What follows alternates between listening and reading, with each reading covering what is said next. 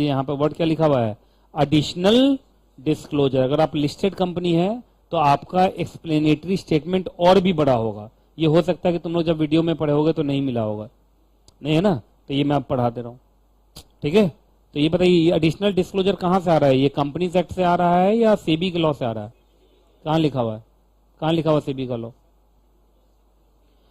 Schedule first to securities and exchange board of India buyback of securities regulation 2018।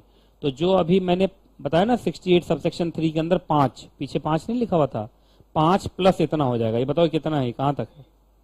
ये 10 तक है, 10 तक है। तो 5 प्लस 10 कितना हो जाएगा? 15। तो अगर तुम लिस्टेड कंपनी हो तो तुम्हारा जो नोटिस ऑफ जनरल मीटिंग जाएगा वो काफी बड़ा होगा, क्योंकि इसमें एक्सप्लेनेटरी स्टेटमेंट में 5 चीजें नहीं 15 चीजें होंगी। 10 प्लस 5, बोलो क्या क्या होगा? अगर आपके यहाँ बायबैक का फैसला हुआ हो तो बोर्ड मीटिंग हुआ होगा पक्का। तो उस बोर्ड मीटिंग का डेट बताइए जिस बोर्ड मीटिंग में बोर्ड ऑफ डायरेक्टर ने बायबैक का फैसला लिया। ये तो रिपीट हो गया। बायबैक क्यों कर रहे हो, बायबैक में कितना पैसा खर्च हो जाएगा, यहां तक तो ये 3 में से 2 तो कॉमन रह गया। कितना मैक्सिमम प्राइस दे रहे हो, जैसे अपने एग्जाम्पल में हमने कितना प्राइस दिया था, 20 रुपया, 20 रुपया दिया था ना, 20 रुपया।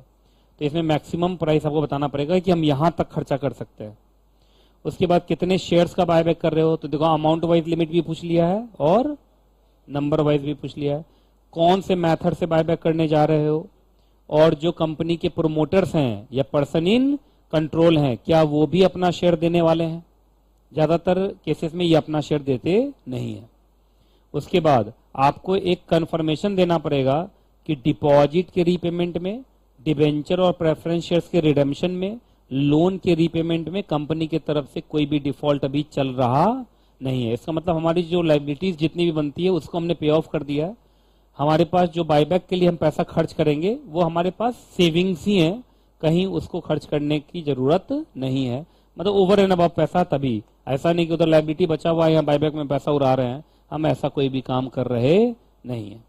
अगला, एक रिपोर्ट चाहिए, अच्छा एक बात, एक कंफर्मेशन चाहिए बोर्ड ऑफ डायरेक्टर्स की तरफ से कि उन्होंने कंपनी के अंदर पूरी इंक्वायरी कर ली है और उन्होंने एक ओपिनियन फॉर्म किया है कि कंपनी सॉल्वेंट है, कंपनी में कोई भी दिक्कत नहीं है ना। तो इसके बाद they have form the opinion, अगर आपके पास ये नोट्स है तो आप लिख सकते हैं यहाँ पे, they have formed the opinion that the company is solvent, that the company is solvent, that the company is solvent, that the company is solvent, लिख लिया, that the company is solvent, मतलब कंपनी के पास काफी पैसा है, कहीं कोई दिक्कत वाली बात नहीं है, कंपनी गरीब नहीं है।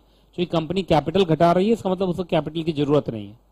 तो भाई आप क्या पता तुमको कैपिटल की जरूरत हो, तुम हवा में बात कर रहे हो। अगला, एक रिपोर्ट बोर्ड ऑफ डायरेक्टर की तरफ से जाएगा, है ना, जो वो किसको देगा, कंपनी के ऑडिटर को देगा कि हमने पूरा चेक कर लिया है और हमारे पास काफी बढ़िया पेमेंट पड़ा हुआ है, अगर हम बायबैक कर भी लेंगे तो हम पर कोई इंसॉल्वेंसी का खतरा आएगा नहीं। क्योंकि कैपिटल की वापसी करना ये दर्शाता है कि आपके पास बहुत पैसा है और पैसे की जरूरत आपको नहीं है। तो ये आपको ऑडिटर को बोलना पड़ेगा। जब ये आप ऑडिटर को बोलेंगे फिर जाके ऑडिटर भी एक सर्टिफिकेट देगा कि कंपनी सॉल्वेंट, तभी जाके बायबैक हो पाएगा, अदरवाइज नहीं हो पाएगा। देखिए यहाँ पे एक इलस्ट्रेशन का क्वेश्चन है, आप जरा इसको देखिए।